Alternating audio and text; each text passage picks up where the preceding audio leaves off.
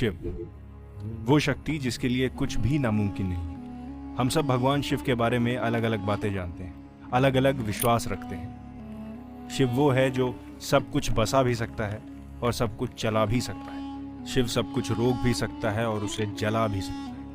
आदि अंत शून्य और इकाई सब कुछ शिव ही है।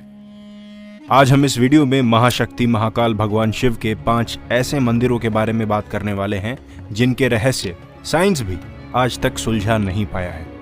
सबसे पहला मंदिर अचलेश्वर महादेव। अचलेश्वर महादेव मंदिर नाम से भारत में महादेव के कई मंदिर हैं, लेकिन राजस्थान के धौलपुर स्थित अचलेश्वर महादेव मंदिर बाकी सभी मंदिरों से एकदम अलग है। यह मंदिर राजस्थान और मध्य प्रदेश की सीमा पर स्थित है, जो चंबल और बीहड़ों के लिए प्रसिद्ध है। इस मंदिर का शिवलिंग दिन में 3 बार रंग बदलता है। सुबह शिवलिंग का रंग लाल होता है, दोपहर में केसरिया हो जाता है और जैसे जैसे शाम होती है शिवलिंग का रंग सांवला होता जाता है। इन रंगों के बदलाव के रहस्य को आज तक कोई नहीं जानता। इस मंदिर की प्रसिद्धि ज्यादा इसलिए भी है क्योंकि अचलेश्वर महादेव के इस मंदिर की प्राचीनता की कहानियों में एक कहानी ये भी है कि ये इलाका डाकुओं के लिए काफी प्रसिद्ध था, जिस वजह से यहाँ कम श्रद्धालु आते थे। साथ ही यहाँ पहुँचने का रास्ता बहुत ही पथरीला और ऊबड़ खाबड़ हुआ करता था।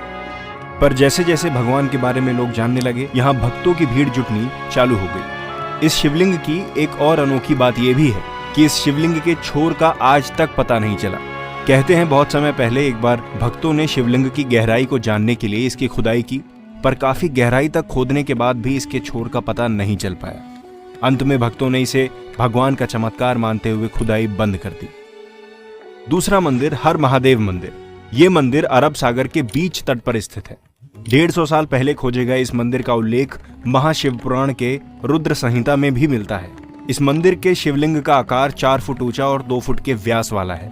स्तंभेश्वर महादेव के इस मंदिर की एक बहुत ही खास बात है, ये मंदिर दिन में 2 बार के लिए गायब हो जाता है, एक बार सुबह और एक बार शाम को। मंदिर के गायब होने का कारण अरेबियन सी में उठने वाले फेब्राइल रिफ्लेक्स यानी ज्वार भाटा को बताया जाता है। इसीलिए इस मंदिर में शिवलिंग के दर्शन तभी होते हैं जब समुद्र की लहरें पूरी तरह शांत हों। रिफ्लेक्स के टाइम शिवलिंग पूरी तरह से पानी में सबमर्ज यानी कि जलमग्न हो जाता है, और ये प्रक्रिया प्राचीन समय से चली आ रही है। यहाँ पर दर्शन करने से पहले हर एक इंसान को नोटिस पैम्फलेट्स बांटे जाते हैं। उन पैम्फलेट्स पर फेब्राइल रिफ्लेक्स यानी कि ज्वार भाटा का टाइम लिखा हुआ होता है।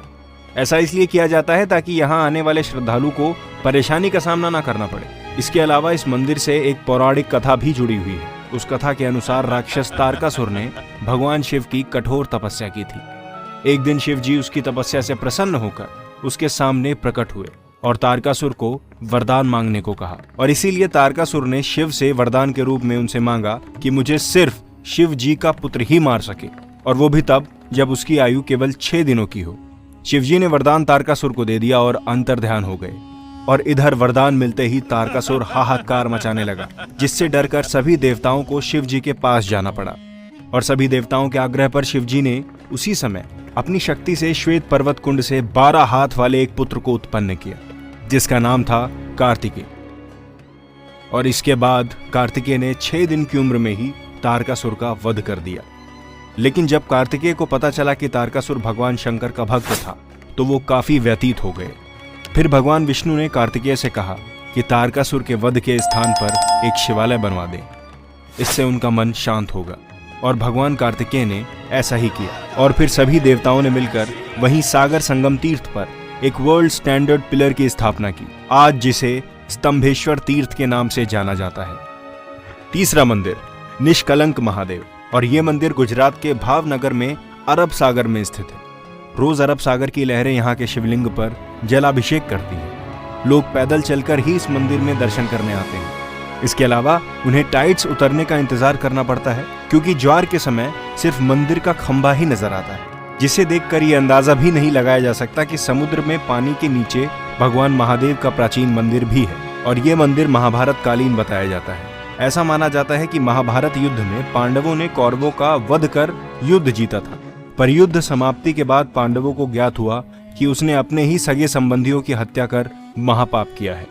इस महापाप से छुटकारा पाने के लिए पांडव भगवान श्री कृष्ण के पास गए, जहां श्री कृष्ण ने पांडवों को पाप से मुक्ति के लिए एक काल ध्वज और एक काली गाय सौंपी।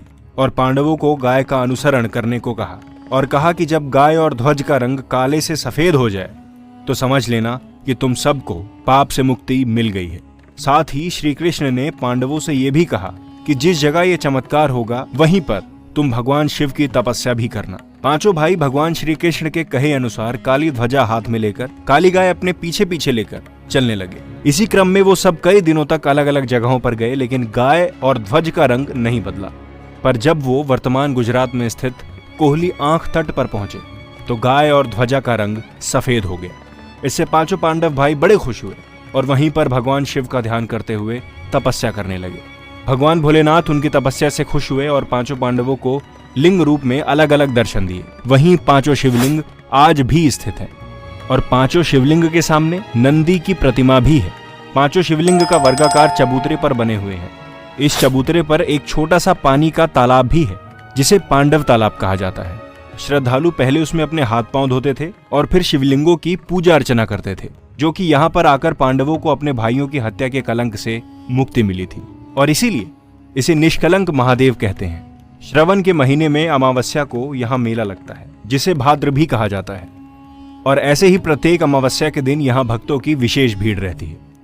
लोगों की ऐसी मान्यता है कि अगर हम हमारे प्रियजनों की चिता की राख शिवलिंग पर लगाकर जल में प्रवाहित कर दें तो उनको मोक्ष मिल जाता है।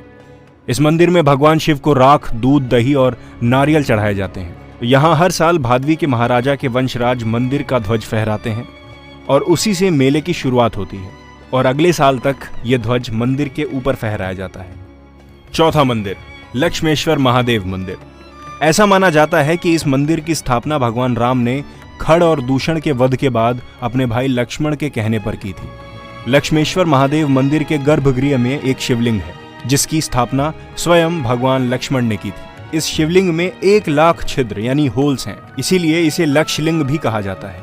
इन 1,00,000 छिद्रों में से एक छिद्र ऐसा भी है जो पातालगामी माना जाता है, क्योंकि उसमें जितना भी जल डालो वो सब उसमें समा जाता है। और इन्हीं 1,00,000 छिद्रों में से एक छिद्र अक्षय कुंड भी है, क्योंकि उसमें जल हमेशा ही भरा रहता है और ऐसा माना जाता है कि लक्षलिंग पर चढ़ाया गया जल मंदिर के पीछे कुंड में चला जाता है, क्योंकि वो कुंड भी कभी नहीं सूखता। लक्षलिंग जमीन से करीब 30 फीट ऊपर है और इसे स्वयंभू लिंग भी माना जाता है। पांचवा मंदिर, बिजली महादेव मंदिर। भगवान शिव के अनेक अनोखे और अद्भुत मंदिरों में से एक ये भी है।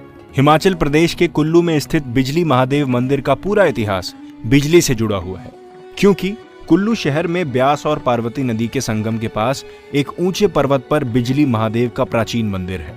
अगर देखा जाए तो पूरी कुल्लू की घाटी एक बहुत ही विशालकाय सांप के रूप में भी बनी हुई है। इस सांप का नाम कुलांता था और इसका वध भगवान शिव ने ही किया था, जिस स्थान पर आज ये मंदिर है। और वहीं शिवलिंग पर हर वर्ष आकाश से एक भयानक बिजली गिरती है।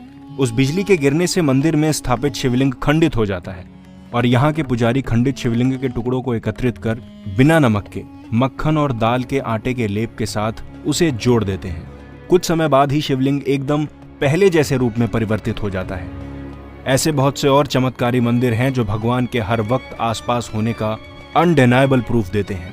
हो सकता है कि हर इंसिडेंट या मिस्ट्री के पीछे हम लोग कोई साइंटिफिक जस्टिफिकेशन भी दे दे, पर यहाँ सोचने वाली बात यह है कि कैसे वेदों और पुराणों में इन मंदिरों का जिक्र है, क्यों इन्हीं जगहों पर ही इतनी मिस्टीरियस इंसिडेंट्स हो रहे हैं।